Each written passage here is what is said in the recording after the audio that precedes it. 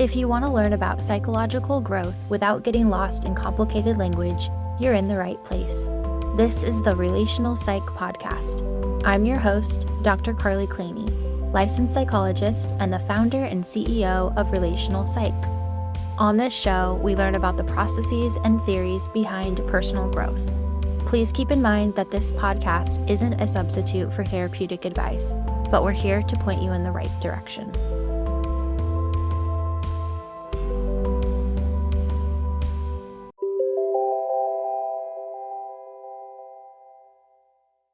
Today, I will be speaking with 3 directors from the Emily program on debunking common myths about eating disorders. The Emily program is a national eating disorder treatment program specializing in the treatments of all types of eating disorders, offered in person and virtually in the states of Washington, Pennsylvania, Ohio, Minnesota, Georgia, and North Carolina.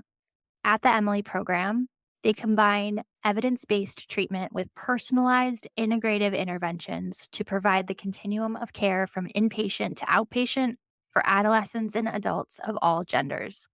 As we get started, will each of you please share your name, degree, and your roles at the Emily program? Yeah. Hi. I guess I'll go first. Kristen Myers, she, they. I have a doctorate in public health and a doctorate in clinical psychology. And my role at the Emily program is a director for the Seattle outpatient site. I've been here at this site for 13 years. Kristen, you're so fancy. I didn't know you were a double doctorate. I'm Yeah. Stacy Schilder Paisano. I'm a licensed marriage and family therapist as well as a certified eating disorder specialist. I am the director of the Emily program South Sound location in Olympia, Washington. And I'm also the national director of the Emily program's CARE, IOP, and PHP, which is a virtual treatment for folks with a pattern of binge eating. And it's available in Washington, Minnesota, and Ohio. Hi, I'm Dee Myers. I'm the director of the Spokane outpatient site. I have been here since our site opened 11 years ago. We just had our 11th anniversary. And I also have 15 years of experience prior to that in our community. So I've been treating eating disorders for over 25 years. Wow. Thank you. I think I'm sitting in a virtual room with so much experience and wisdom on these. So I'm just excited to jump right into what the myths are that we commonly hear about eating disorders and then how we can think differently about them. As we go, I'm also thinking there's going to be probably some terminology that I might ask you to define already, like different types of treatment, like PHP and IOP, residential, those kinds of things. But you're welcome to explain things yourself if you're feeling like you're using a word that we might not know of in outside of the community. So we've got a list of these myths here. I think I'll just jump right into them and then we'll hear from each of you on the thoughts around them. The first myth is you can tell if somebody has an eating disorder by looking at them. I will take that one if it's all right. And what I will say is, I think there's a stereotype related to what people with eating disorders look like. And I know assumptions get made about a person's relationship with food based on their appearance. But what we know to be true is that people are genetically gifted in a variety of different body sizes, from very small to very large. Size diversity is something that exists in humans just as it exists in nature: dogs, trees, birds, flowers. People assume folks with eating disorders oftentimes are underweight and ironically affluent. But what we know is actually less than 6% of people with an eating disorder are underweighted or lower weighted. And eating disorders are experienced by people of all socioeconomic statuses, all ethnicities, all races, all genders, all ages, and all forms of ability. So we're not able to draw any conclusions about a person based on what their body habitus is, their lived experience has been, or their overall presentation. Kristen or Dee, would you add to that? Yeah. I think I just would add, I like what you included about that there's a stereotype. And I really think people do look at someone and think they can tell what their relationship is with food. And I think that's widely promoted. I think that concept, unfortunately, is really widely promoted in society, that if you eat this way, you will look this way. If you eat this way, you will look this way. And so people buy into that. That's what we're all being told. And so people buy into that, and they think that same thing is true about eating disorders, that if a person looks this way, I can assume they eat this way. And I just think that's really unfortunate and painful and just actually not true. People can be eating exactly the same way as each other and have very different bodies, shapes, and sizes as they would, because, like you said, Stacey, people's bodies are just different from each other. So one of the things I've heard said is the only thing you can tell by looking at a person is the degree of your own weight bias, which I appreciated because it is that truth that if we're making assumptions, those assumptions are rooted in stigma and bias, and it isn't helpful to perpetuate that. Yeah. I feel like it's one of these things that's actually bad because people don't try to change their behavior to change their height because it's like impossible. I'm saying nothing's impossible. I mean, people have surgeries and things like that. So I understand existentially impossible, but there is this really big idea that you can change the way your body looks by changing how much you eat or what you eat. And the thing is, you can make an impact on your body. And so then it gets broadened out to this idea that you can and should make your body look a certain way. And the thing is, like, depending on what you're doing, depending on whatever, your body might change a little bit. Your body's going to change as you age. But that's actually a really different thing than like making your body look a certain way, or even the capacity to make your body look a certain way without really doing tons of damage. That's the thing, is you might actually be able to change your body, but you're really damaging it in the process. And I think it can be really helpful to, if you're feeling, and it's hard not to in American culture, if you're feeling that you should change your body shape or size, I think being able to question that and explore why you experience pressure, because I think there is like this vilification of certain body sizes and glorification of other body sizes. And all of that is rooted in diet culture and some really unhelpful patterns that have been established in our nation. So I think being able to question that should and move toward embracing size diversity overall. And D, do you have thoughts in here too?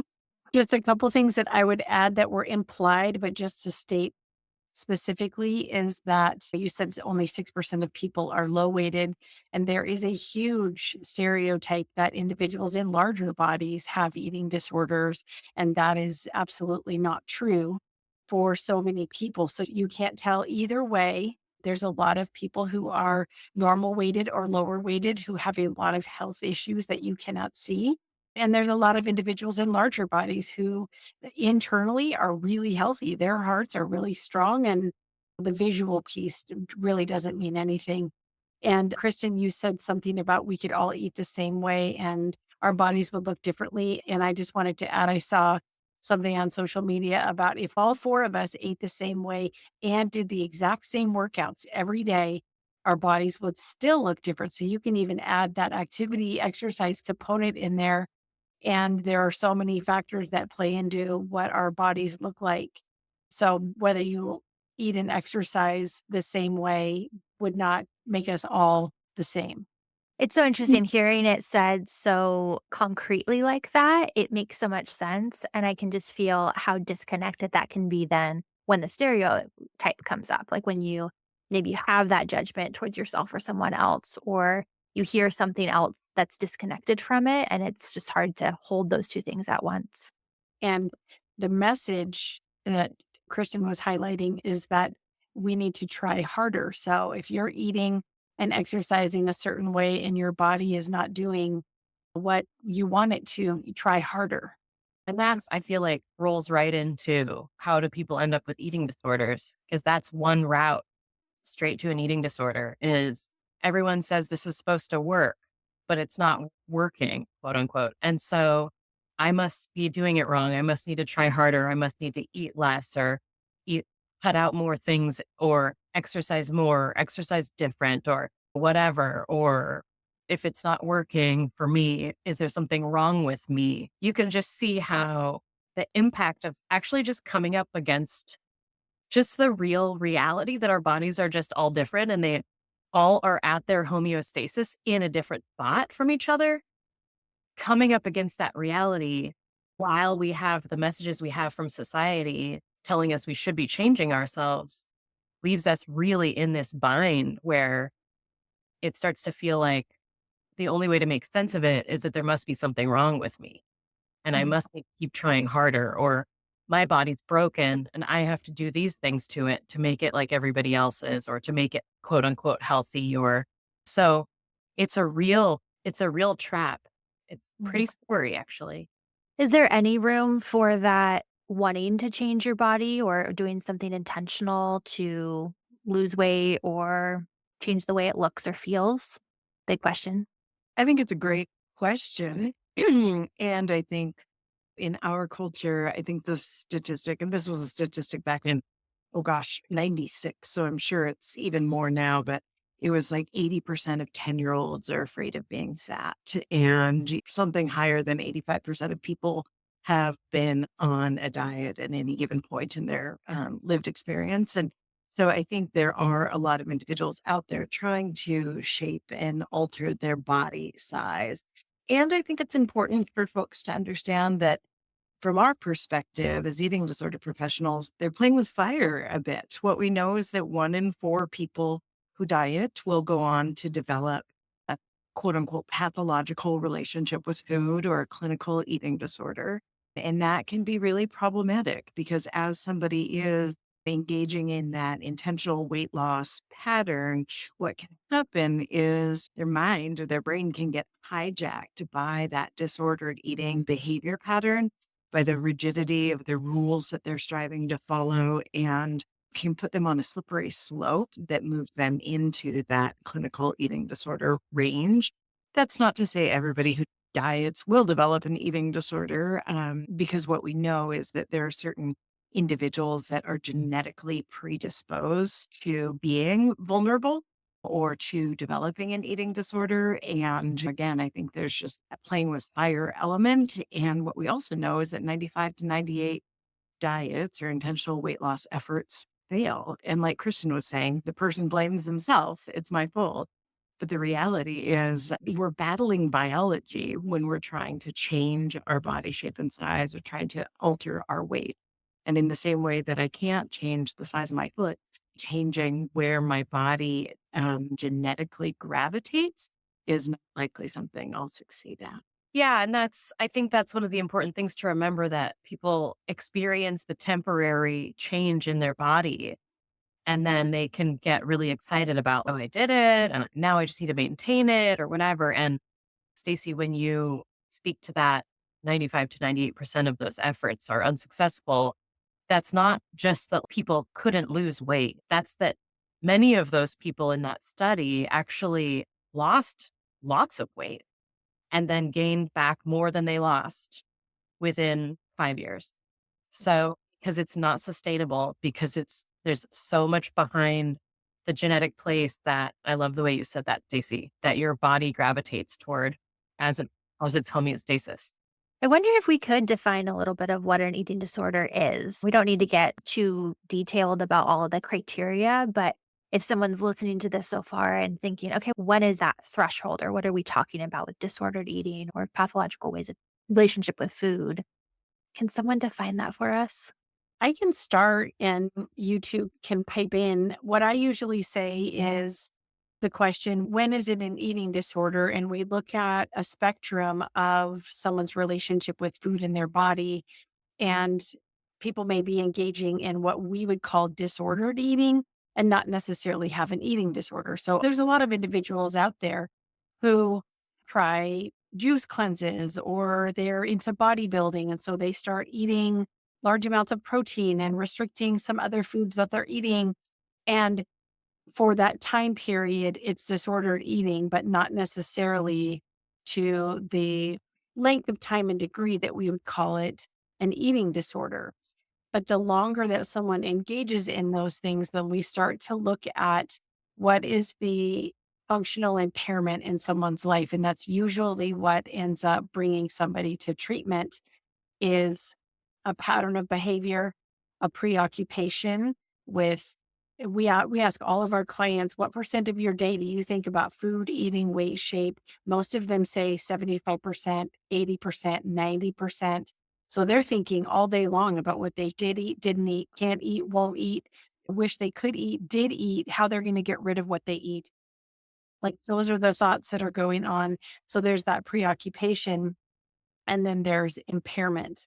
So we look at, is this impacting their social life? Individuals who are really ingrained in their eating disorders have a harder time engaging in social activities because our society revolves a lot of our social activities around food. So they may start to turn down invitations for social events because they don't want to have to deal with the food aspect of that. Work and school performance. So a lot of our clients are really good students, straight A students, do all of their homework, do the things, and they do really well until they don't. And then their performance starts to decline, and sometimes pretty rapidly because they can't keep up with all of that. I've had clients lose their jobs because their eating disorder got so bad. And then we look at cognitive impairment. So with eating disorders often comes difficulty concentrating and focusing, which if you think about all of those thoughts that I was just talking about circling in your head, hard to think about other things. We also have clients that talk about memory difficulties and just being foggy brained because they're not feeding their bodies and their brains sufficiently. And then lastly, we look at physical impairment. A lot of clients can be very in their eating disorder and not show physical impairment for a long time, but often the chest pain, the heart palpitations, things like that may bring somebody to an emergency room. And that might be where their eating disorder gets identified, or they passed out at school for not eating. And so when that picture starts when you can list out the different types of impairment in someone's life, that's when it becomes a clinical eating disorder. Yeah. I really like how you summarized that, Dee. And one of the themes that was just coming to the top of my mind as you were talking is flexibility. And I think that's something like if a person is wondering for themselves or wondering for a loved one or someone they care about, can this person be flexible when it makes sense to be flexible? Can they skip a day at the gym? Can they skip a few days at the gym? Can they eat the thing they're not really eating that much of when that's what's available or when that's what everyone's going out for this kind of food? Are they bringing their own food? And can they just be flexible when, not if they have an actual allergy or something, but like things like that? Are they able to navigate with flexibility or are they getting captured by it a bit and stuck in it, preoccupied or rigidly? Some of it too is like, how scary is it for the person to not do the thing? If you're checking in with yourself or if you're wondering if people you love might be struggling, that's a place that I think about. It's a really helpful description, all of that. And what's so interesting is none of what you said, going back to the myth, has to do with what people look like. Like none of you Mhm. didn't say a range of weight or this is how much percentage of fat you have or whatever it is. It's so disconnected. It's so much more internal. And that psychological interaction with food and body and then the impairment in your life. Should we move to the next one? I think it's related. Another myth is that eating disorders are a choice. So I addressed this just a second ago, just talking about like that biological or genetic vulnerability or susceptibility. So what we know about eating disorders is 100% not a choice. They are complex, brain-based biological conditions that are influenced by psychology in our environment. And so when we look at the biological basis, we know the genetics. So there's, I think, around a 70% heritability aspect to eating disorders. We also know there's neurobiology. So looking at the brain structure and function of individuals that struggle with disordered eating or clinical eating disorders, their brain structure and function is different than individuals that do not. The hormones are an element that different folks deal with that might make them more susceptible or wind up having them dealing with something. And then we also talk about temperament. Dee just mentioned a few minutes ago about an exacting nature or really good students. Sometimes we see in the temperaments of individuals that have an eating disorder, there is that tendency toward a heightened reward sensitivity or an avoidance of harm avoidance tendency. So we also look at those aspects. And then we've got these psychological and environmental factors that can contribute. So psychologically speaking, I think it's upwards of 75% of folks with eating disorders have co-occurring mental health conditions that have been diagnosed. So that might be anxiety disorders, depressive disorders, ADHD, PTSD, any number of different conditions that may also be happening for an individual. And then environmentally, we've got other pressures that we're dealing with. And that could range in experiences from an invalidating developmental environment to just the diet culture in which we live, like the water in which we swim. We've been getting messages about food and body since we were pre-verbal. And it's hard not to internalize those things. And when we have this perfect storm of different elements that come together for somebody who is genetically susceptible, an eating disorder can develop. And I used the term earlier that it can hijack one's mind or brain. And that literally can be where it doesn't feel to the individual like they have choice anymore because this eating disorder is controlling their actions and their choices and next steps. See, Kristen, what would you add? I have something just anecdotal to add that I can't tell you how many times on an airplane, if I tell somebody or in a social situation, somebody that I meet that I treat eating disorders, and they say, "Oh, I wish I could get anorexia for just a little while," which is a terrible thing to say. And also, you can't choose to get an eating disorder, it's not a choice. And likewise, just chiming into you can't cause one. So we do have parents that also feel, or caregivers in general, or maybe even friends that feel like maybe they activated an eating disorder with comment or with modeling certain behaviors or whatever it is. And in the same way that you can't choose to have an eating disorder, you also can't cause an eating disorder. And I think that's important for loved ones to know. Yeah, I would just add I'm a gestalt therapist. And in the frame that I look at things, it's really important for me the value around any of the things that we end up doing for coping or the ways that we orient around making meaning of our life or trying to support ourselves and navigating the pains or the wounds that we're going through.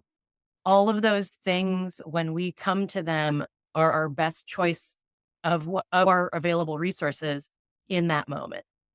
And so there's really a strong respect for this was what made the most sense at that moment. And the patterns of whatever psychological coping was happening in the moment when it was getting started, those patterns have probably been happening long before anything happened with food.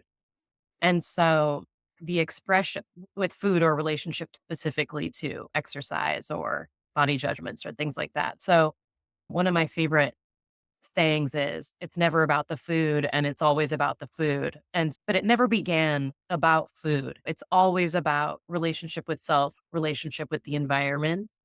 And however we came by it honestly, essentially. And that was the best choice of the resources we had at that moment. And yeah, there's just a real respect for that. And then that's the, I don't know, the more emotional side of what you were just saying, Stacey. And then similarly, I'm not sure quite how to put words to this, but about causing eating disorders, like you said, like no one can cause an eating disorder for someone else. And also, sometimes we can be doing things that are really activating or amplifying or feeding in or colluding with or contributing in some way. And so it's really important to be sensitive around that and to really care about how we're impacting each other. Not that we caused it, but that we also want to be caring around what support this person needs to not develop an eating disorder or to recover or be in the process of recovering from eating disorder. Yeah, to just hold that dialectic of it's not a thing that's caused by a factor or several factors. It's really complex and we want to care about it and be sensitive to it and be really respectful of the process. Great points, Kristen. That makes me think of some of what was said already about diet culture and the environment culturally or societally that sets the frame to encourage a lot of the things. And I think it goes along with what you said. It's not like society is causing eating disorders, but it's ripe for it. It's an encouragement or an environment that could make it easy to lean into that. I would even say it's promoting eating disorders. I would agree. Moving on to number 3, a teenager will outgrow their eating disorder. It's just a phase. I'll speak on this one a little bit. We do know that adolescence is a common time for development of an eating disorder. There are lots of reasons for that. It is the most common time to develop an eating disorder. And Stacey talked about a lot of the different contributing factors that come together. And we know that adolescence is a time of physical growth, emotional growth, hormonal, developing identity, developing autonomy, and with the relationship with oneself and environment that Kristen was just talking about, the eating disorder often develops as a way to cope with all of those things that are happening. And when it's not about the food, but it's all about the food, just fits perfectly into this because an adolescent can become very focused on food and weight. And those become an issue that we do have to deal with in treatment, but there are so many things underneath there. So for the majority of teenagers who, if someone, a lot of teenagers may diet, may try different things that we would say is disordered eating. But when it is heading down the path and it's moving along that spectrum toward an eating disorder, it is not something to wait and see if they're going to outgrow it. It's not a stop and pass go kind of thing. And we know that the sooner that we can intervene with treatment in adolescence, then the sooner we can get it turned around. The longer somebody has an eating disorder, the harder it is for them to get into full recovery and sustain recovery. Think piggybacking on that, it is also important not to take symptoms lightly. I think that's something that we sometimes see caregivers doing, or even professionals in the field thinking, oh, they're just dabbling in that behavior, or, oh, that's just something that's arising right now, but it'll go away on its own. I think it's important to take seriously any of the quote unquote symptoms that we might see. So that might be really restricting one's intake or eliminating food groups or eliminating particular foods, counting calories, engaging in any form of undoing behavior compulsively, engaging in excessive eating, or somebody saying that they feel out of control while eating, or somebody compulsively moving their bodies. Dee talked about, or maybe it was Kristen, needing to see folks having the ability to take a day off of movement if movement is part of what they do. And for individuals that maybe are getting more compulsive about movement or are really rigid about how often they need to be moving their body or exercising and the degree to which they do the exercise, I think being able to take those things really seriously, because it can be a slippery slope that can quietly get worse. And we want to intervene, like Dee said, as soon as possible. Kristen, I think I interrupted something you were going to say, so go ahead. No, but yeah, I was just going to jump in and say some of what you were saying, Dee, sort of speaks to something I was saying earlier too about whatever is happening. It's not beginning right now with what we see with food or relationship to body. By the time it gets to a point where someone's been dealing with something psychologically or emotionally for long enough that now they're expressing it concretely with food or exercise or relationship to body, it's already been going on. Whatever psychologically, whatever pain or struggle that person has been trying to navigate or cope with has already been happening. And by the time we see those symptoms, it's really important to note. If you watch someone get to a point where they were starting to try to restrict the amount of air they needed to breathe, you'd all be pretty alarmed. But that's the part that like society contributes to this real, not just normalization, but reinforcement of depriving ourselves of our most basic biological needs. And so when it gets to that point for someone, it's really important to take it seriously. And then I was just going to say, use the phrase undoing. Stacy. And I thought, do you want to expand on what you mean by that? Sure. So, in the DSM 5, which is our diagnostic statistic manual for eating disorders, it talks about compensatory behaviors, which I think the easier to understand word is undoing behaviors. So, essentially, any behavior that a person engages in to undo or make up for food that's been consumed. So, we may also refer to that as purging, which can be via making oneself sick. It can be via exercise. It can be via fasting. So it's really just anything that a person does to make up for or undo food consumed. Yeah, I highlighted that because I feel like I hear that every day, like walking around on the Oh, sidewalk, yeah.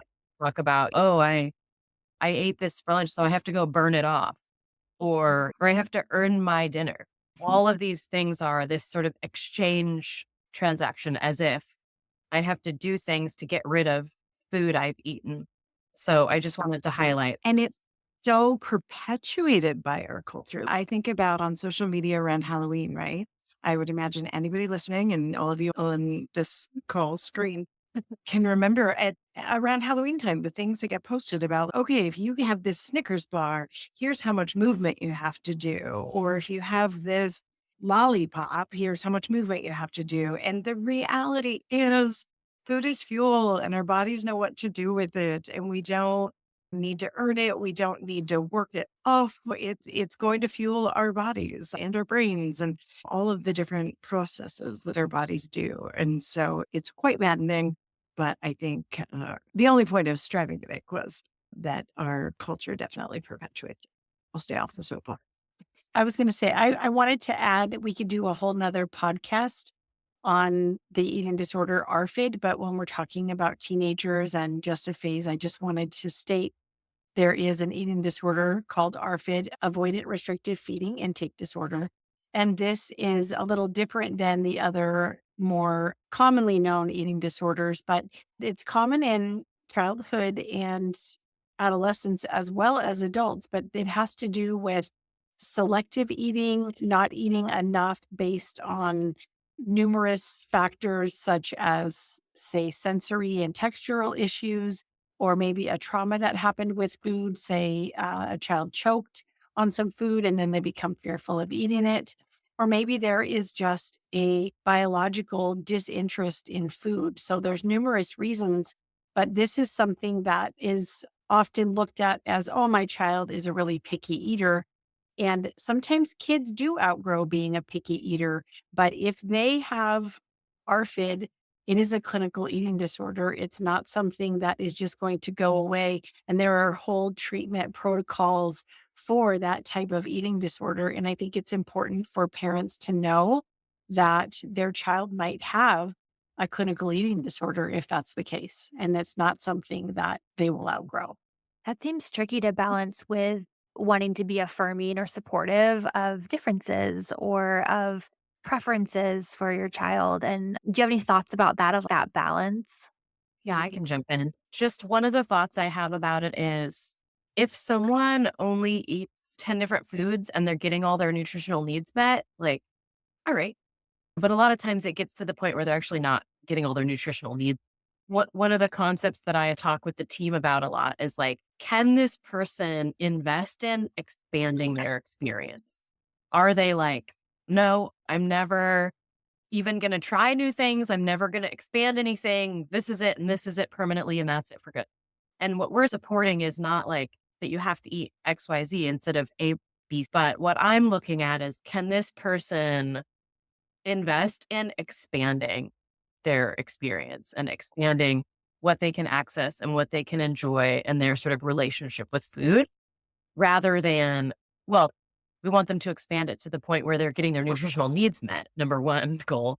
And then beyond that, can they just expand it for enjoyment, to be able to enjoy more things, to be able to access and engage in more things socially, have a bigger life, if you will. And so it's really more for me thinking about, are they in that process? Are they in the process of shrinking or making their life or their engagement small or protecting that smallness, or are they in the process of expanding? And then it's not about you have to be able to eat this food versus that. It's not so much about that. And that's just being rigid on the other side, but just helping people be engaged in that expansion and expansive relationship to their life.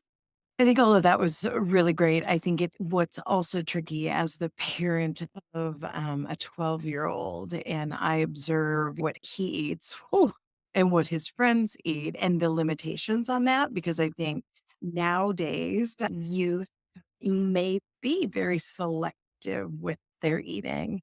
And when ARFID becomes a problem that we're really wanting to intervene on, again, we want to intervene and increase variety if is limited.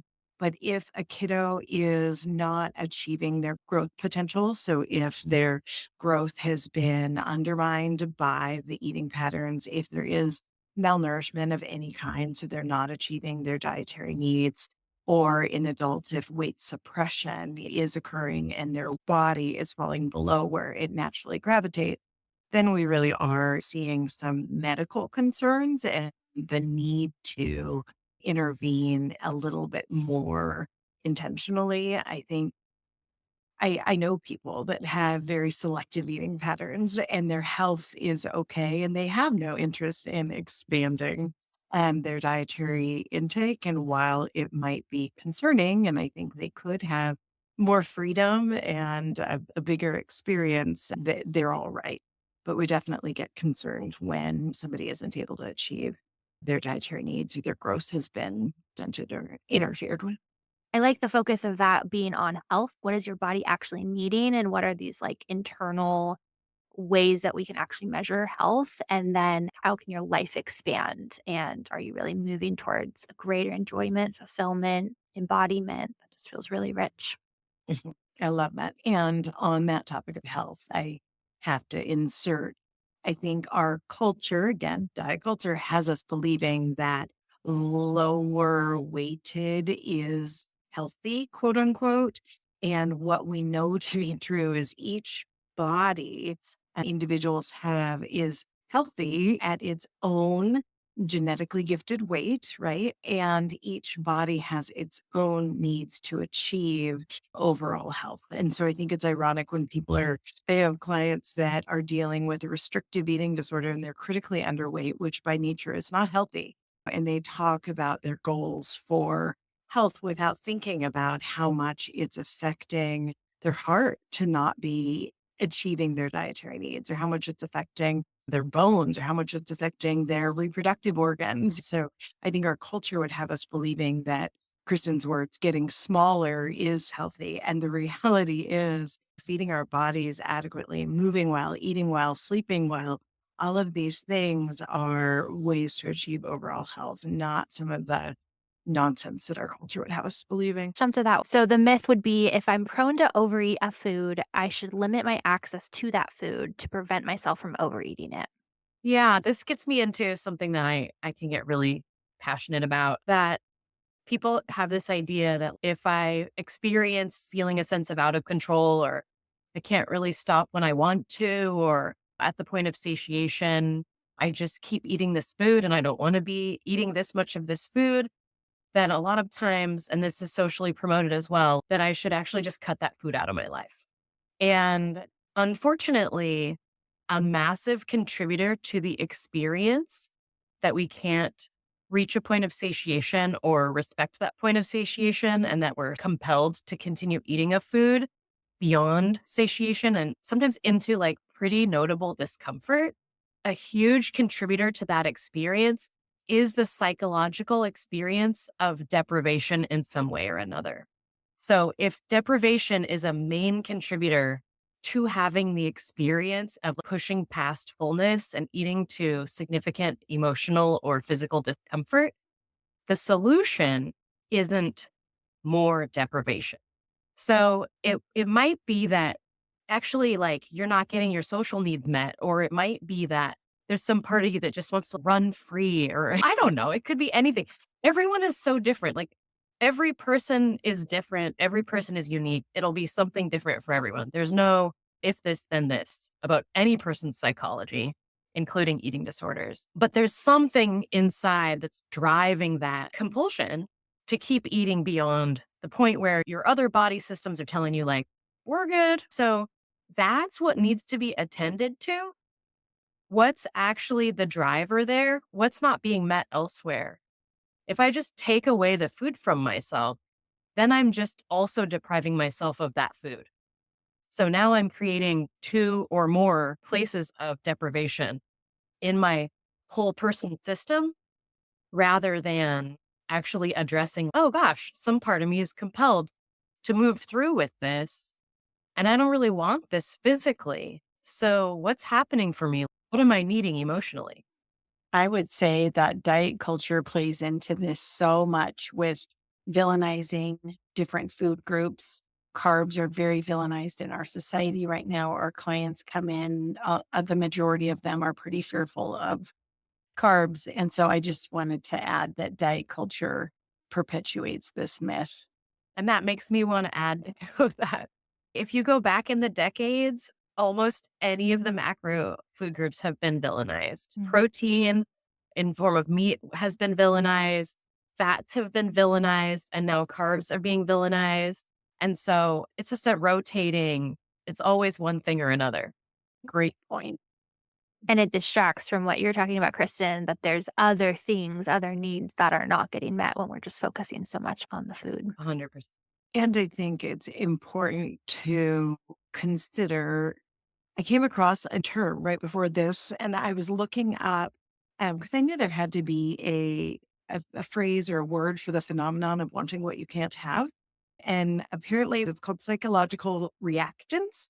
Somebody came up with it back in 1966. And it is very much that. As soon as we're told we can't have something, there is a part of us that wants that something.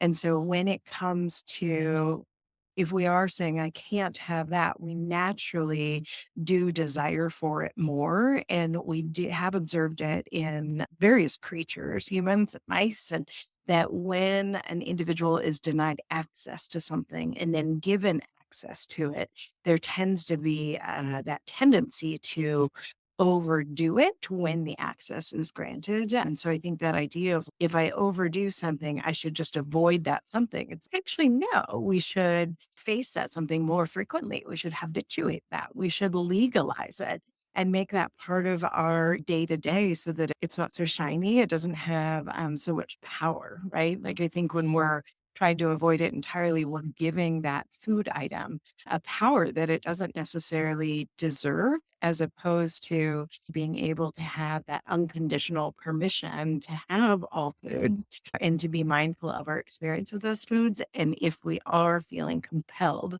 to eat beyond fullness or to eat more, I think that's something to be curious about and to strive to learn something more. I'm so glad you mentioned that because that's the thing. It's what we have been deprived of. We will tend to overvalue. And so actually doing that is enhancing that pull, that power. And people are really scared when we're like, yeah, so you feel like you have that experience with donuts. So let's have donuts around all the time and eat donuts every day for 3 years. And there's just so many like tearful and just joyous moments the day when the person comes in and they say, I didn't crave a donut today. I feel free. Like those moments, but sometimes it takes weeks, months, years, depending on how long your system's been in a sense of deprivation. And I call it like rules and rebellion. As soon as you set a rule, you're going to have the urge to rebel. And I think just because we're here and it's easy to just shift a tiny bit, I think to a degree that has us touching on one of the other myths that we had talked about, which is that food is addictive or that people can become quote unquote addicted to different foods. Or we hear it with sugar and we hear it with ultra processed foods or ultra highly processed foods. I actually just read an article about it was an opinions piece on adding ultra highly processed food addiction to the DSM-6.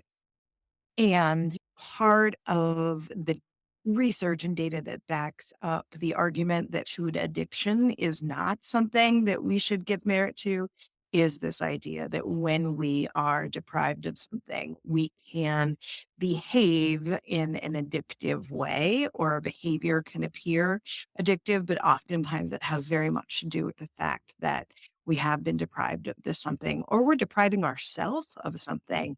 And as soon as we have a bite of that very thing, we have this internal sense of, I've done it now. I may as well eat all of it because I'm certainly not going to allow myself to have any more of this tomorrow.